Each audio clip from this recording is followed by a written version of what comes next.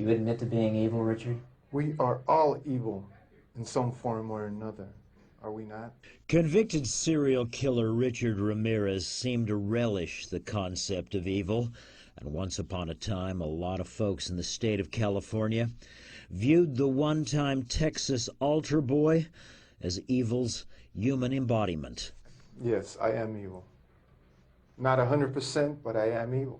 In the summer of 1985, the Texas drifter descended like a deadly disease on a hot California night.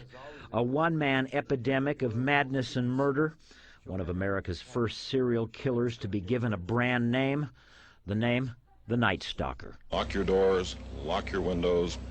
If you have the ability to provide additional security devices, then by all means do so. Who wants to be next? I don't. No one else does. He preyed on both women and men, young and old. He slipped through windows, slit throats, raped, tortured, and killed. What he did to me has been the total destruction of my life and my girlfriend's life. Former computer engineer Bill Carnes, one of Ramirez's many victims. One night, Carnes and his girlfriend were assaulted in their bed. The woman was raped and Bill Carnes shot 3 times in the head. Bill Carnes ended up in a group home with a bullet still lodged in his brain. He stole my memory. He took my girlfriend.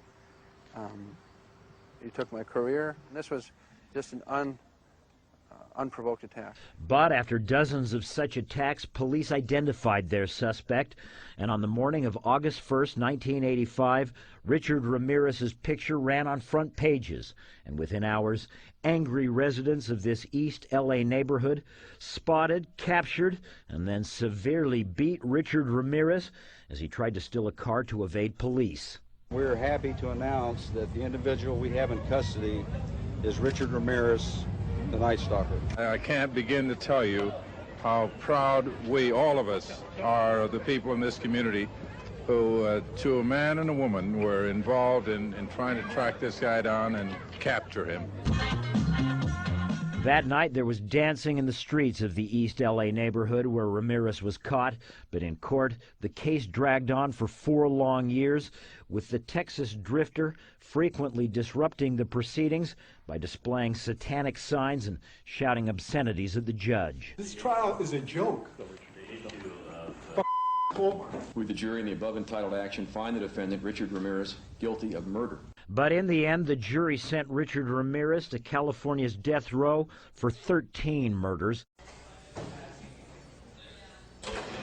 I first met Richard Ramirez shortly after his L.A. conviction. Richard had been transferred to a jail in San Francisco where he was charged with and ultimately would be found guilty of a 14th murder. What do you want the world to know about you? The world has been fed many lies about me. I have read very few truths. Who are you?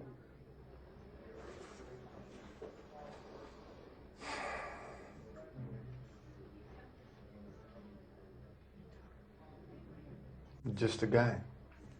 Just a guy. At the time, Ramirez was certainly a guy attracting a lot of attention. Since his arrival at the San Francisco jail, women from around the country, including one of the female jurors who had found him guilty in Los Angeles, had been flocking to the San Francisco facility, even fighting with each other over Richard's affections. I have friends. That is all I care to say, really. They are open-minded people. And it was here, in a cramped room in a San Francisco jail, that I interviewed the man known as the Night Stalker. A memorable face-off, with me asking questions, and Ramirez, for the most part, reading from a script. Did you kill 13 people? It would be improper for me to comment on my LA convictions and on my pending case here in San Francisco. Why? Because of my appeals. Are you appealing these because you say you're innocent? You didn't kill 13 people? That is correct. You didn't kill 13 people? Again, it would be improper for me to comment in any regard to that question. You have now entered a very rare group of people in this country. You're in the ranks of Charlie Manson, Ted Bundy. You claim you didn't commit these murders, but you're right in there now as far as everybody else is concerned. Serial killers do on a small scale what governments do on a large one. They are a product of the times, and these are bloodthirsty times. Even psychopaths have emotions if you dig deep enough, but then again, maybe they don't. Do you have emotions, Richard? No comment. Tell me what kind of emotions you got going through you right now. I'll tell you what, I gave up on love and happiness a long time ago. Why?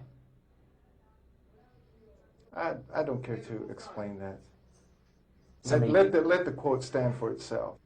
People in this day and age are brainwashed and programmed like a computer at being nothing more than puppets. This nation, this country is founded in violence. Violent delights tend to have violent ends.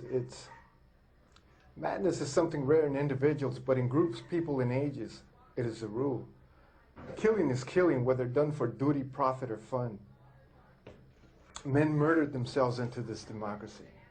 You're good at reading your script, Richard, but you're not much at answering my direct questions. A lot was made that you're a devil worshiper.